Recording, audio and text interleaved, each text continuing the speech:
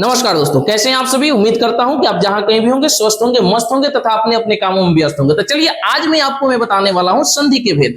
जी हाँ मेरे दोस्त, संधि के भेद। संधि के भेद कितने होते हैं? तो चलिए, संधि के 3 भेद होते हैं। कौन कौन से होते हैं? तो पहला जो होता है वो आपका होता है स्वर संधि, दूसरा होता है व्यंजन संधि और तीसरा विसर्ग संधि। प्रथम में स्वर संधि, द्वितीय में व्यंजन संधि और तीसरा विसर्ग संधि। तो चलिए अभी मैं बता रहा हूं कि स्वर संधि किसे कहते हैं। इसको हम लोग जानते हैं कि स्वर संधि किसे कहते हैं। तो चलिए स्वर संधि के बारे में मैं आपको बताने से पहले सबसे पहले संधि की परिभाषा को मैं आपको अवगत कराना चाहूंगा कि जो संधि किसे कहते हैं, जो कि मैं प्रीवियस वीडियो लेक्चर में बता चुका हूं कि संधि कहता है कि दो वर्णों के मेल से उत्पन्न विकार को संधि कहते हैं। ठीक है ना। यानी संधि को जब आप पढ़ते हैं तो उसमें किसी भी प्रकार की कोई भी लिमिटेशन नहीं रहती है, कोई भी बाउंडेशन नहीं रहता है कि जो है वर्ण कौन सा मिलेगा, व्यंजन का वर्ण मिलेगा या फिर संधि का वर्ण मिलेगा या फिर आपका स्वर का वर्ण मिलेगा। उसमें किसी प्रकार का कोई रोक टोक नहीं रहता है। संधि कहता है कि कोई भी दो वर्ण मिला दीजिए और उसके मिलाने से जो उत्पन्न विकार होगा उसे हम संधि कहते हैं। कोई सा भी दो वर्ण आप उत्पन्न मिला दीजिए, उसके मिलाने से जो विकार उत्पन्न होता है उसे हम संधि कहते हैं। लेकिन जैसे हम बात करते हैं स्वर संधि की, तो स्वर संधि में एक लिमिट लग जाता है,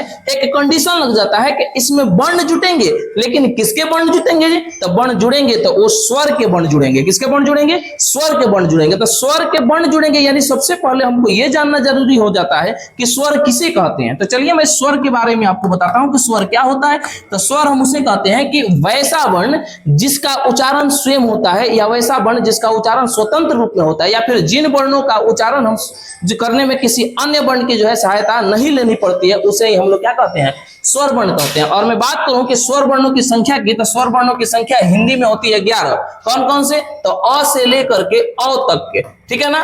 तो स्वर संधि में हमको अ से लेकर के औ तक के वर्ण तक का ही हमको मतलब होता है, बाकी किसी अन्य वर्ण से किसी भी प्रकार की कोई भी मतलब हमें नहीं होता है। ठीक है ना।